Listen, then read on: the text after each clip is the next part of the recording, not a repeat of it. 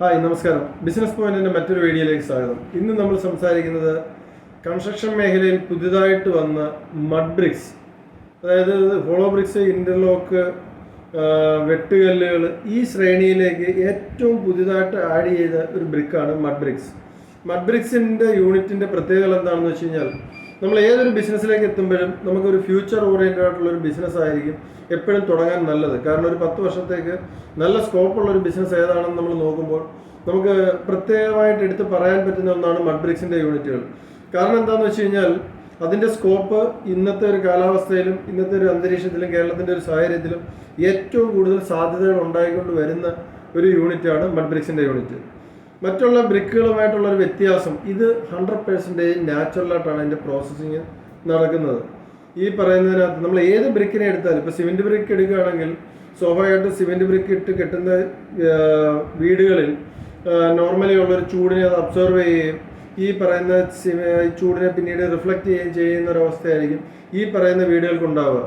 അതേപോലെ തന്നെ ചുടുകല്ലാണെങ്കിൽ പോലും അത് നമ്മൾ ചൂളയിൽ ചുട്ടെടുക്കുന്നത് കൊണ്ട് തന്നെ അതിൻ്റെ ഒരു നാച്ചുറാലിറ്റി നഷ്ടപ്പെടും. പക്ഷേ ഈ പറയുന്ന മഡ് ബ്രിക്സ് 100% നാച്ചുറലായിട്ടുള്ള ബ്രിക്കുകളാണ്. എന്നാലും അതിൻ്റെ പ്രോസസ്സിങ്ങിലേക്ക് പോവുകയാണെങ്കിൽ ഇതിനകത്ത് നമുക്ക് വേണ്ടുന്നത് ഒരു യൂണിറ്റ് സ്റ്റാർട്ട് ചെയ്യണം. ഒരു മഡ് ബ്രിക്സിൻ്റെ യൂണിറ്റ് സ്റ്റാർട്ട് ചെയ്യണമെങ്കിൽ നമുക്ക് മാൻഡേറ്ററി ആയിട്ടും ആവശ്യം വരുന്ന ലൈസൻസുകൾ, ഏറ്റവും ആദ്യം വേണ്ടി വരുന്നത് പൊല്യൂഷൻ കൺട്രോൾ ബോർഡിൻ്റെ ലൈസൻസ് ആയിരിക്കും വേണ്ടി വരിക. അന്നേരം പൊല്യൂഷൻ കൺട്രോൾ ബോർഡിൻ്റെ ലൈസൻസ് എടുക്കാനെ കൊണ്ട് നമ്മളൊരു ലാൻഡ് ഒക്കുപ്പൈ ചെയ്യുമ്പം ആ ലാൻഡ് പൂർണ്ണമായിട്ടും ഡ്രൈ ലാൻഡ് ആയിരിക്കണം. അതായത് നെൽകൃഷിക്ക് അനുയോജ്യമല്ലാത്ത ഒരു ലാൻഡിനെയാണ് നമുക്ക് എന്ത് ചെയ്യാൻ പറ്റുക, ഈ മഡ് ബ്രിക്സിൻ്റെ യൂണിറ്റിന് വേണ്ടിയിട്ട് നമുക്ക് സെലക്ട് ചെയ്യാൻ പറ്റുക. എന്നാൽ ഇത് യൂണിറ്റ് തുടങ്ങുമ്പോൾ നമ്മൾ ആദ്യമേ കൺസിഡർ ചെയ്യേണ്ടുന്ന ഒരു ഘടകം, ഈ പറയുന്ന മഡ് ബ്രിക്സ് നമ്മൾ ചെയ്യുന്നത് ലാക്രേറ്റിൻ്റെ മണ്ണ് കൊണ്ടാണ്. അതായത് ചുമന്ന മണ്ണ്, വെട്ടുകല്ലിന് അനുയോജ്യമായ ചുമന്ന മണ്ണ് വെച്ചിട്ടാണ് ഈ പറയുന്ന ബ്രിക്കുകൾ ചെയ്യേണ്ടുന്നത്. അന്നേരം നമ്മൾ ഈ തുടങ്ങുന്ന സ്ഥലത്ത് നിന്നോ അല്ലെങ്കിൽ നമുക്ക് പെട്ടെന്ന് തന്നെ ഈ പറയുന്ന മണ്ണിനെ കണ്ടെത്തി അവിടേക്ക് എത്തിക്കാൻ പറ്റുന്ന സാഹചര്യം ഉള്ളൊരു സ്ഥലത്തായിരിക്കണം ഈ യൂണിറ്റിന് വേണ്ടുന്ന ഇൻഫ്രാസ്ട്രക്ചർ ഡെവലപ്മെൻറ്റും കാര്യങ്ങളും നമ്മൾ നടത്തുവാൻ വേണ്ടുന്നത്. എന്നാൽ ഇതിലേക്ക് അനുയോജ്യമായ സ്ഥലം കണ്ടെത്തുമ്പോൾ ഈ പറയുന്ന അനുയോജ്യമായ ഒരു സ്ഥലമായിരിക്കണം. അതോടൊപ്പം തന്നെ വസ്തുവിന് എത്ര ബൗണ്ടറി ഉണ്ടെങ്കിലും, ഇപ്പോൾ 4, 5, 6 ബൗണ്ടറി ഉണ്ടെങ്കിൽ എല്ലാ അതിരുകളിൽ നിന്നും 10 മീറ്ററിൻ്റെ ഉള്ളിലായിട്ട് ഷെഡ് നിർമ്മിക്കാൻ പറ്റുന്ന ഒരു സ്ഥലമായിരിക്കണം നമ്മൾ ഇതിന് വേണ്ടിയിട്ട് കണ്ടെത്താനുള്ളത്. അങ്ങനെ കണ്ടെത്തുന്ന ഈ സ്ഥലം ആ ബിൽഡിങ് നമ്മൾ വെക്കുമ്പോൾ, അല്ലെങ്കിൽ നമ്മൾ അതിൻ്റെ ഒരു പ്രപ്പോസ്ഡ് ബിൽഡിങ്ങിൻ്റെ പ്ലാൻ എടുക്കുമ്പോൾ, ആ പ്രപ്പോസ്ഡ് പ്ലാനിൽ നിന്നും ഒരു 25 മീറ്റർ സറൗണ്ടിങ്സിനകത്ത് വീട് വരാൻ പാടില്ലാത്ത ഒരു വസ്തുവായിരിക്കണം. അങ്ങനെയുള്ളൊരു വസ്തുവാണ് നമ്മൾ ഈ പറയുന്ന യൂണിറ്റിന് വേണ്ടിയിട്ട് കണ്ടെത്തേണ്ടുന്നത്. അങ്ങനെ കണ്ടെത്തി കഴിഞ്ഞാൽ നമുക്ക് പൊല്യൂഷൻ കൺട്രോൾ ബോർഡിൽ നിന്ന് NOC വാങ്ങുകയും കൺസെൻറ്റ് ഓഫ് എസ്റ്റാബ്ലിഷ്മെൻറ്റ് എന്ന് പറയുന്ന ലൈസൻസ് ആയിരിക്കും പൊല്യൂഷൻ കൺട്രോൾ ബോർഡ് നമുക്ക് ആദ്യമേ തരുന്നത്. അതിനായി നമ്മൾ ഇതിൻ്റെ പ്ലാൻ വരയ്ക്കുകയും അതിനോടൊപ്പം തന്നെ നമ്മൾ കരമടച്ച രസീതും ഈ പറയുന്ന ഓക്കുപ്പൻസി സർട്ടിഫിക്കറ്റും കാര്യങ്ങളും എല്ലാം കൂടെ ഒരു DD എടുത്ത് നമ്മളൊരു ഡിക്ലറേഷനുമായി പൊല്യൂഷൻ കൺട്രോൾ ബോർഡിൽ അപ്ലൈ ചെയ്ത് കഴിഞ്ഞാൽ ഏകദേശം ഒരു 20-25 ദിവസത്തിനുള്ളിൽ അവിടുന്ന് അധികാരികൾ വരികയും നമ്മുടെ ഈ സ്ഥലം പരിശോധിച്ചതിന് ശേഷം നമുക്ക് കൺസെൻറ്റ് ഓഫ് എസ്റ്റാബ്ലിഷ്മെൻറ്റ് തരികയായിരിക്കും ആദ്യമേ ചെയ്യുക.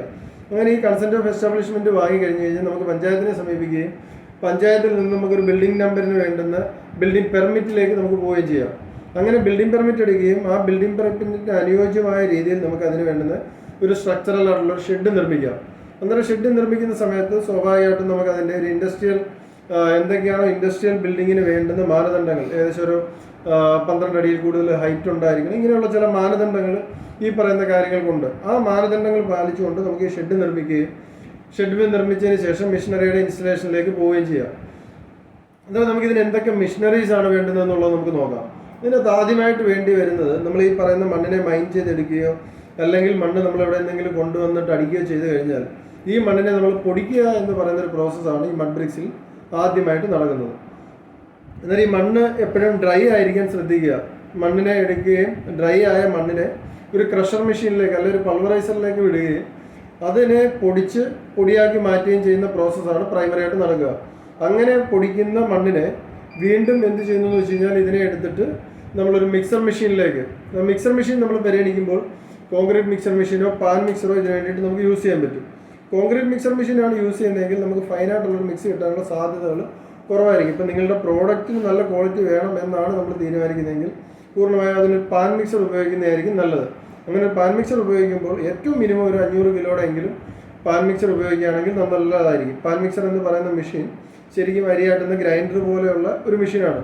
അതിനകത്തേക്ക് നമുക്ക് ഇതിന് വേണ്ടുന്ന മണ്ണും അതോടൊപ്പം തന്നെ സിമെൻറ്റും ചേർത്തിട്ട് മിക്സ് ചെയ്യാവുന്നതാണ്. മിക്സ് ചെയ്യുന്ന സമയത്ത് നമുക്ക് ചെറിയ രീതിയിലുള്ള വെള്ളം കൂടെ ഒഴിച്ച് നനച്ചു കൊടുക്കാവുന്നതാണ്. നനയ്ക്കുമ്പോൾ നമുക്ക് ഏകദേശം ഒരു പുട്ടിന് പൊടി നനയ്ക്കുന്ന അതേ ഒരു അനുപാതത്തിൽ നമുക്ക് ഈ പറയുന്ന മണ്ണിനെ നനയ്ക്കുകയും ഏകദേശം ഒരു 10% നമ്മളൊരു കട്ടയ്ക്ക് വേണ്ടിയിട്ട് സിമെൻറ്റ് ചേർക്കുന്നത്. ഒരു കട്ടയുടെ വെയിറ്റ് അപ്രോക്സിമേറ്റ്ലി ഒരു 18 കിലോ ആണെങ്കിൽ നമ്മൾ ഏകദേശം ഒരു 16 കിലോളം മണ്ണും 1.5 കിലോളം സിമെൻറ്റും ആയിരിക്കും നമ്മൾ ചേർക്കുക. ഇത് ചേർത്തതിന് ശേഷം നല്ല രീതിയിൽ മിക്സ് ചെയ്തതിന് ശേഷം ഇതിനെ നമ്മൾ മെഷീനിലേക്ക് കൊണ്ടുപോവുകയാണ് ചെയ്യുക. എന്നിട്ട് ഈ പറയുന്ന 2 യൂണിറ്റുകൾ ഇതിനെ വേണമെങ്കിൽ നമുക്ക് ഓട്ടോമാറ്റിക്കായിട്ട് നമുക്ക് വേണമെങ്കിൽ ചെയ്യാം, അല്ലെങ്കിൽ മാനുവലായിട്ട് ചെയ്യാം. ഈ 2 മെത്തേഡിൽ കൂടിയാണ് ബ്രിക്ക് മേക്കിംഗ് ചെയ്യാൻ പറ്റുന്നത്. ഓട്ടോമാറ്റിക് മെത്തേഡ് ആണെങ്കിൽ ഓട്ടോമാറ്റിക് മെഷീനിലേക്ക് വരുന്ന സമയത്ത് പാൻ മിക്സറിന് വേണ്ടിയിട്ട് ഹൈഡ്രോളിക് ഹൂപ്പർ ഉണ്ടാവും. ആ ഹൂപ്പറിലേക്ക് നമ്മൾ മെറ്റീരിയൽ ലോഡ് ചെയ്യുകയും അതിനെ ലിഫ്റ്റ് ചെയ്തതിന് ശേഷം മിക്സറിലേക്ക് പോവുകയും മിക്സ് ചെയ്യുന്ന മിക്സിനെ നമുക്ക് ഫ്രണ്ടിൽ ആ പാൻ മിക്സറിൻ്റെ ഷട്ടറോ അല്ലെങ്കിൽ അത് ഓപ്പൺ ചെയ്തതിന് ശേഷം ഒരു കൺവെയർ ബെൽറ്റ് വഴി നേരെ മെഷീനിലേക്ക് പോവുകയും മെഷീനകത്ത് തന്നെ നമുക്ക് ഓട്ടോ ഫീഡിങ് ഉള്ള മെഷീൻസ് ഉണ്ട്. എന്നാൽ ആ ഫീഡിനകത്തേക്ക് ഈ പറയുന്ന മിക്സഡ് ആയിട്ടുള്ള ആ പറയുന്ന പൗഡർ വന്ന് വീഴുകയും അതിനെ മിക്സ് ചെയ്ത് അതിനെ മെഷീനിലേക്ക് ഓട്ടോ ഫീഡർ വഴി ഫില്ല് ചെയ്തതിന് ശേഷം കോമ്പാക്ട് ചെയ്ത് കംപ്രസ് ചെയ്ത് ബ്രിക്കാക്കി കൺവേർട്ട് ചെയ്യുകയും ഹൈഡ്രോളിക്കലി ലിഫ്റ്റ് ചെയ്തിട്ട് മുകളിലേക്ക് വരികയും ചെയ്യുക. എന്നാൽ ഇത്രയും പ്രോസസ്സിനെ നമുക്ക് ഓട്ടോമേറ്റഡായിട്ട് ചെയ്യാൻ പറ്റും. അല്ല എങ്കിൽ പാൻ മിക്സറിൽ നിന്ന് എടുക്കുന്ന ഔട്ട്പുട്ടിനെ ഒരു ട്രേയോ വല്ലതും വഴി മെഷീനിലേക്ക് കൊണ്ടുവരികയും മെഷീനിലേക്ക് നീക്കിയിട്ടതിന് ശേഷം കംപ്രസ് ചെയ്ത് ബ്രിക്കാക്കി മാറ്റുകയും ചെയ്യുക. എന്നാൽ ഈ പറയുന്ന ബ്രിക്കിൻ്റെ ക്വാളിറ്റി എപ്പോഴും നിശ്ചയിക്കുന്നത് ഈ പറയുന്ന മെഷീൻ്റെ ക്വാളിറ്റി ആയിരിക്കും നിശ്ചയിക്കപ്പെടുക. അതായത് എത്രത്തോളം കംപ്രഷനാണ് മെഷീനിൽ കൊടുക്കുക.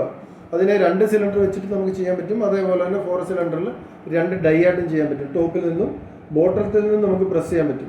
അതായത് 24 ഇഞ്ച് ആയിരിക്കും ഒരു ഡൈയുടെ ലെങ്ത് വരിക. ആ 24 ഇഞ്ച് കിടക്കുന്ന മണ്ണിനെയാണ് 12 ഇഞ്ചിലേക്കോ 13 ഇഞ്ചിലേക്കോ കംപ്രസ് ചെയ്ത് താക്കുന്നത്. അങ്ങനെ കൊടുക്കുന്ന ഹൈ കംപ്രഷൻ കൊണ്ട് എന്ത് സംഭവിക്കുന്നത് വെച്ച് കഴിഞ്ഞാൽ ഇതിനകത്തുണ്ടായിരുന്ന എല്ലാ എയർ അല്ലെങ്കിൽ അങ്ങനെയുള്ള എല്ലാ സാധനങ്ങളെയും വെളിയിൽ തള്ളി നല്ല രീതിയിൽ കംപ്രസ് ചെയ്ത് ടൈറ്റ് ആക്കുകയാണ് ചെയ്യുക. അങ്ങനെ ടൈറ്റ് ചെയ്യുന്ന ഒരു ബ്രിക്കിനാണ് നമ്മൾ ഈ പറഞ്ഞ വെയിറ്റിലേക്ക് ബ്രിക്ക് മാറുന്നതും അത്രയധികം കംപ്രസീവ് സ്ട്രെങ്തിലേക്ക് എത്തുകയും ചെയ്യുന്നത്. എന്നാൽ ഇതിൻ്റെ കംപ്രഷൻ വരുന്നത് ഒരു 50 ന്യൂട്ടൺസ് വരെയുള്ള കംപ്രഷൻ വരികയും അതോടൊപ്പം തന്നെ നമ്മുടെ ബ്രിക്കിൻ്റെ ലോഡ് ബിയറിംഗ് കപ്പാസിറ്റി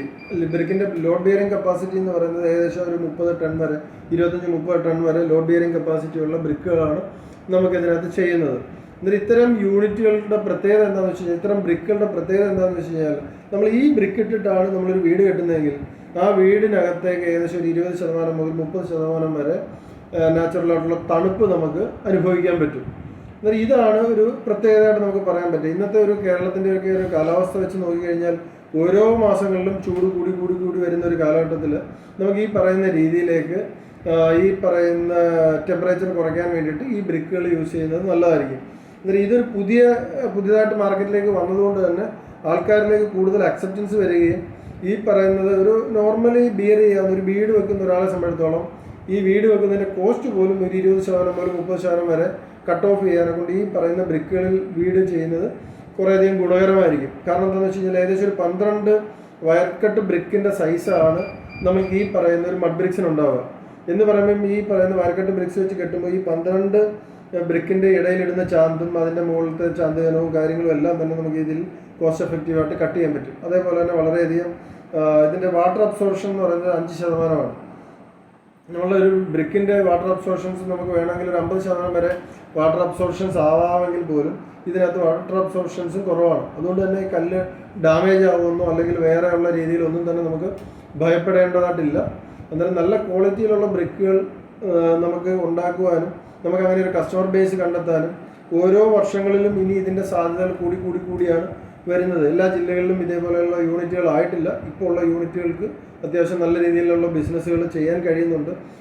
കൂടുതൽ കസ്റ്റമർ ഡിമാൻഡുകൾ വരുന്തോറും കൂടുതൽ യൂണിറ്റുകളുടെ ആവശ്യമുള്ളതുകൊണ്ട് ഇങ്ങനെ പുതിയതായിട്ട് വരുന്നൊരു ബിസിനസ്സിലേക്ക് വരുന്ന ഒരാൾക്ക് വളരെയധികം ബിസിനസ് ഓപ്പർച്യൂണിറ്റികളാണ് ഉള്ളത്.